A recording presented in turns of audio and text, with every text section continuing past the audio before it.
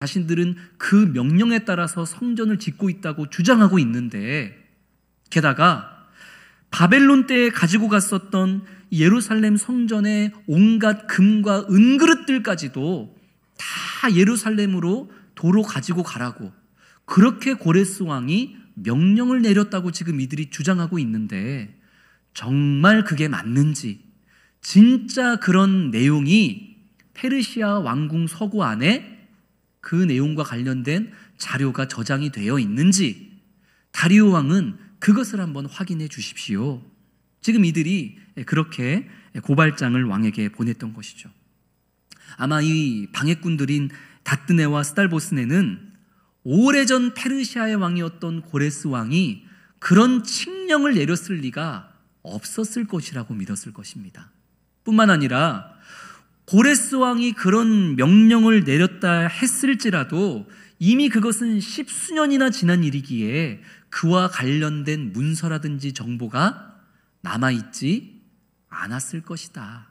그러니 우리는 이 공사를 막아낼 수 있을 것이다. 아마 이들은 그리 생각하면서 다리오 왕에게 편지를 보냈을 것이죠. 그런데 이스라엘 백성들이 주장했던 그 내용이 분명하고 명확하게 기록되어 있던 두루마리 하나가 이 왕궁 서고에서 발견이 되어집니다. 다리오 왕이 서고를 뒤지다가 한 두루마리를 발견하고 찾아내었는데, 그 두루마리에 이런 내용이 너무나 명확하게 기록이 되어 있었던 것이죠. 그 두루마리에 적혀있던 내용이 이제 에스라서 6장의 내용입니다. 우리 화면을 보면서 6장 3절, 4절, 5절 말씀을 세 번역으로 읽겠습니다. 고레스 왕 1년에 왕께서 예루살렘에 있는 성전에 관하여 칙령을 내리시다. 희생제사를 드리던 바로 그곳에 성전을 다시 세워라. 기초를 튼튼히 다지고 성전의 높이와 너비는 각각 60자가 되게 하고 벽은 돌 3겹에 나무 1겹씩 쌓아라. 비용은 국고에서 대주어라. 느부갓네살이 예루살렘에 있는 성전에서 꺼내어서 바벨론으로 가지고 온 성전의 금그릇과 은그릇들을 돌려보내어 예루살렘 성전으로 옮기게 하고 성전 안 본래 있던 자리에 두도록 하여라. 아멘. 있을 것 같지도 않았던, 발견할 수 없을 것 같았던 이 고레스 왕이 오래전 유대인들에게 명령했었던 이 조서의 두루마리가, 이 성전 건축에 대한 내용이 정확하게 기록되어 있던 두루마리가 발견이 되어진 것이죠. 단순하게 고향으로 돌아가도 좋다, 돌아가서 너희 하나님의 성전을 위해서 성전을 지어라, 거기까지만 적혀있던 게 아니라 더 구체적으로 성전은 어떤 크기로 지어져야 하는지, 그리고 그 성전을 짓는 데에 들어가는 모든 비용은 누가 내겠다? 페르시아의 국고에서 부담하겠다. 이런 내용까지도 적혀있는 게 발견이 된 거예요. 뿐만 아니라 느부갓네살 왕이 바벨론으로 도둑질해 갔었던 그 예루살렘 성전에 있던 금그릇과 은그릇들까지도 다 제자리에 가져다 놓아라 하는 그런 구체적인 명령까지도 기록되어 있는 이 두루마리가 다리오 왕에 의해서 발견이 되었던 것이죠. 성도 여러분, 이 두루마리가 발견이 되어진 것은 단순한 우연이 아니라 하나님의 말씀을 듣고, 그리고 그 하나님의 말씀에 순종하는 당신의 백성들을 지키시고 인도하시고 함께하여 주신다는 그런 하나님의 은혜의 선물이고 역사라는 것을 꼭 기억할 수 있는 우리 모든 성도님들이 되시기를 소망합니다. 이 조서를 확인하게 되었던 다리오 왕은 그 고레스 왕의 조서에 쓰여져 있는 그대로 행할 것을 편지를 보냈던 사람들에게 명령합니다. 편지를 보냈던 다뜨네와 스달보스네에게 이 다리오 왕이 명령하기를, 오늘 6장 6절 말씀을 보시면 너희들은 예루살렘 성전 건축 공사 현장 근처에도 어떻게 해라? 가지 말아라. 방해하지 말라는 거죠. 방해하려고 편지를 보낸 자들에게 너희는 예루살렘 공사 현장에 가라, 가지 마라? 가지도 말아라. 그리고 7절 말씀을 보니까 더 명확하게 얘기하죠. 너희는 이 예루살렘 성전을 짓는 일을 막지 말아라 라고 다리오 왕이 오히려 명확하게 선을 그어주는 거예요. 뿐만 아니라 이 고레스 왕의 그 칙령의 내용을 내가 살펴봤더니 예루살렘 성전을 짓는 데 필요한 모든 비용은 국고에서 되기로 했으니 너희들이 관리하고 있는 강 서편에서 나오는 세금을 걷어가지고 어디에다 써라? 성전 공사에 들어가는 비용으로 니들 지역에 있는 세금을 걷어다가 갖다 바쳐라. 오히려 지금 이들에게 성전 공사의 비용을 부담시키는 일이 일어나게 되었던 것이죠. 거기서 끝이 아닙니다. 뿐만 아니라 이 예루살렘 성전에서 드려지는 제사에 필요한 수송아지, 수량, 어린 양, 밀이든지 곡식이든지 소금이든지 포도주든지 기름이든지 이 제사에 필요한 것이 있다면 너희들은 그것을 어김없이 날마다 다 갖다 주어라. 이거를 지금 누구에게 명령하고 있는 거예요? 성전 공사를 방해했던 사람들에게, 성전 공사를 막으려고 고발했던 사람들에게 지금 이 다리오 왕이 비용도 너희들이 되고 제사에 필요한 것도 너희들이 되고 성전 공사 절대 막지도 말고 근처에도 가지도 말아라. 이렇게 명령하고 있는 것이죠. 성전 공사를 중단시키려고 다리오 왕에게 편지를 보냈던 건데 오히려 성전 공사를 위한 일꾼이 되어버리는 거예요. 하나님은 이처럼 이 사단의 공격과 사단의 수많은 계략들을 오히려 하나님의 영광을 드러내는 수단으로 삼으시고 오히려 하나님의 나라를 확장하는 방법으로서 수많은 공격들을 바꾸시고 선용하시는 분, 그분이 바로 우리 하나님이신 줄을 믿으시는 우리 모든 성도님들 되기를 소망합니다. 우리 13절부터 15절까지 말씀 같이 읽겠습니다. 다리오 왕의 조서가 내림에 유브라데 강 건너편 총독 다뜨네와 스달보스네와 그들의 동관들이 신속히 준행하니라. 유다 사람의 장로들이 선지자 학개와 이또의 손자 스가라의 권면을 따랐으므로 성전 건축하는 일이 형통한지라. 이스라엘 하나님의 명령과 바사왕 고레스와 다리오와 아닥사스다의 조서를 따라 성전을 건축하며 일을 끝내되 다리오 왕 제6년 아달월 3일에 성전 일을 끝내니라. 아멘. 13절 말씀을 보니 이 다리오 왕의 편지를 받은 다뜨네와 스달보스네와 비롯한 여러 페르시아의 공무원들이 어떻게 했더라라고 13절이 말씀하고 있죠. 신속히 준행하였더라.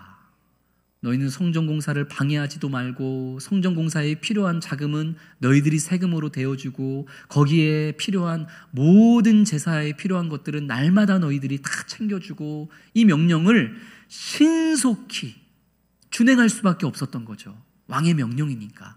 그랬더니 16년이나 멈춰 있었던 이 성전 공사가 몇 년 만에 완공이 돼요?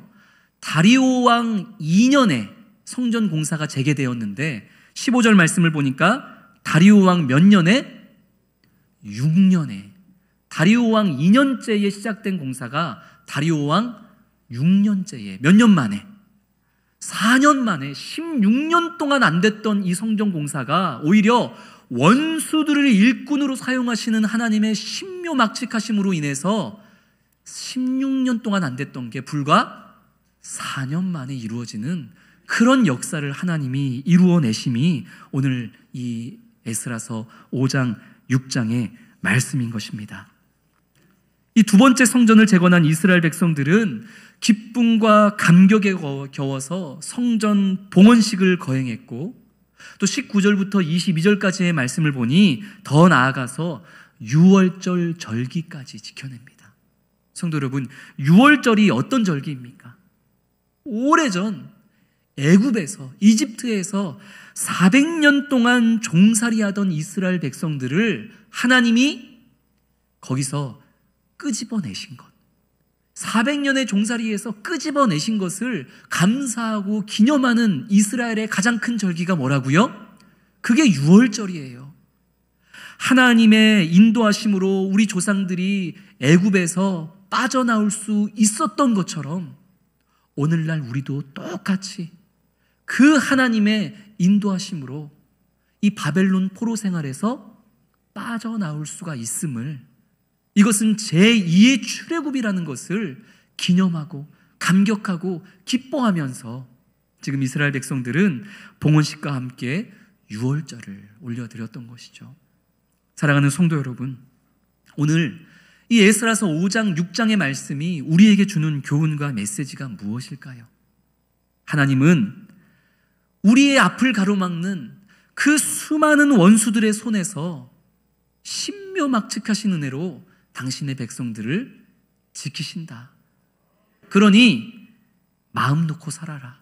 편하게 살아라. 마음대로 살아라. 이것이 오늘 이 5장 6장이 우리에게 말씀하고 있는 것일까요? 조금 더 자세하게 오늘 말씀을 한 번 더 살펴보면 오늘 에스라서 5장 1절과 2절 말씀이 무엇을 강조했었죠? 그때입니다. 성도 여러분, 에스라서 5장을 시작했던 그때가 언제였습니까? 절망 가운데 있던, 낙심 가운데 있던 이스라엘 백성들에게 하나님이 학개 선지자를 세우시고 스가랴 선지자를 세우셔서 백성들에게 무엇을 주었을 때? 하나님의 말씀을 주었던 바로 그때입니다. 16년 동안 하나님의 말씀을 받지 못하고 살았는데 하나님께서 두 선지자를 세우셔서 하나님의 마음을, 하나님의 계획을, 하나님의 뜻을, 그 말씀을 선포해 주셨던 그때. 그리고 그 말씀이 내게 선포되어지기만 한 것이 아니라 그 말씀에 감동을 받아서 온 백성이 하나님의 성전을 짓기로 순종하며 나아갔던 바로 그때 이 놀라운 역사가 이루어지더라. 그것을 오늘 본문은 우리에게 말씀하고 있는 것입니다. 우리가 하나님의 백성이라고 해서, 구원받은 하나님의 자녀라고 해서 그냥 내 맘대로 이리저리 편하게 살아가면 하나님께서 모든 원수의 공격에서 나를 다 지켜주시고 막아주실 것이니 그냥 맘 편하게 네 맘대로 살아라, 그 말씀을 하는 게 아닙니다. 하나님의 말씀을 가까이 하면, 하나님의 말씀이 너희에게 선포되어지면, 그리고 그 하나님의 말씀을 신뢰하고 그 말씀을 순종하면 그때에 하나님의 신묘막측하신 그 놀라운 은혜와 신비한 역사가 너희의 삶에 이루어진단다. 이 은혜를 오늘 에스라서 5장 6장이 우리에게 말씀하고 있다는 것을 깨달으시기를 소망합니다. 그때가 언제인지를 오늘 에스라서 6장 14절이 더 명확하게 우리에게 말씀하고 있죠. 6장 14절 다시 한번 볼까요? 유다 사람의 장로들이 선지자 학개와 이도의 손자 스가랴의 권면을 따랐으므로, 이 학개와 스가랴 선지자의 권면이 뭐겠습니까? 하나님의 말씀인 것이죠. 이 두 선지자를 통해서 계속해서 선포되어지는 하나님의 말씀을 어떻게 했더니? 따랐더니, 그 말씀을 그냥 듣기만 한 게 아니라 아유 좋은 말씀이구나, 그렇구나, 그냥 듣기만 한 게 아니라 내게 선포되어지는 그 말씀을 어떻게 했더니?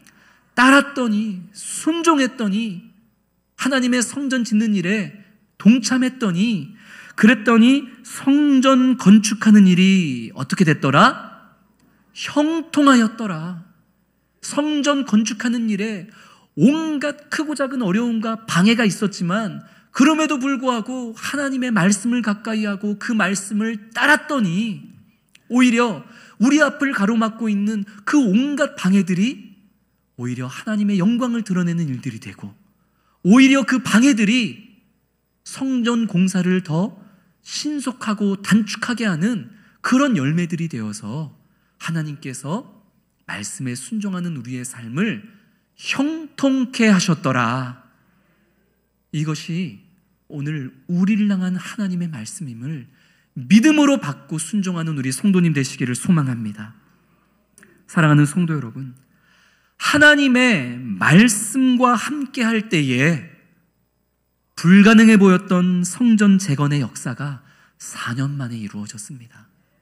하나님의 말씀을 가까이 했을 때에 그때 원수들의 공격과 방해는 오히려 하나님의 영광을 드러내는 도구가 되고 수단이 되었습니다. 마찬가지로 우리가 하나님의 말씀과 함께하고 그 말씀을 가까이 하기만 한다면 우리 성도님들이 가정에서, 직장에서, 삶의 모든 자리자리에서 걸어가는 그 모든 걸음걸음이 주님 안에서 복되고 가치 있는 삶으로 채워지게 될 줄로 믿습니다. 하나님의 말씀을 가까이 할 뿐만 아니라 오늘 말씀이 반복해서 말씀하고 있는 것처럼 그 말씀을 따랐더니, 내게 선포되는 말씀에 믿음으로 순종했더니, 우리가 그런 삶을 살아가면 우리 앞을 가로막고 있는 온갖 벽들과 그 어려움들을 우리 하나님께서 신비한 능력으로 무너뜨려 주실 줄로 믿습니다. 우리 앞을 가로막고 있었던 그 모든 어려움이 무너져 내릴 뿐만 아니라 우리가 그 무너져 내린 것들을 오히려 계단으로 삼아서 그 어려움들을 딛고 올라가 하나님의 거룩하신 영광과 보다 성숙한 믿음의 삶을 온전히 열매로 맺어내는 그런 놀라운 하나님의 역사가, 주의 말씀을 가까이 했을 때, 선포되는 말씀을 따르며 순종했을 때 우리도 그런 신묘막측한 하나님의 놀라운 은총을 모두가 경험하게 될 줄로 믿습니다. 오늘 하루, 그리고 주님께서 우리에게 새로이 허락하신 이 한 주, 그리고 우리 각자에게 허락하신 그 모든 삶의 자리에서 선포되어지는 하나님의 말씀을 가까이 하고 그 말씀에 믿음으로 순종함으로 이 하나님의 놀라운 역사를 경험해내는, 그리고 그 간증을 함께 나눌 수 있는 그런 우리 모든 성도님들 되시기를 주의 이름으로 축원합니다. 기도하시겠습니다. 사랑이 많으신 아버지 하나님, 오늘 이 16년 동안이나 방치되고 멈춰졌었던 성전 재건의 역사가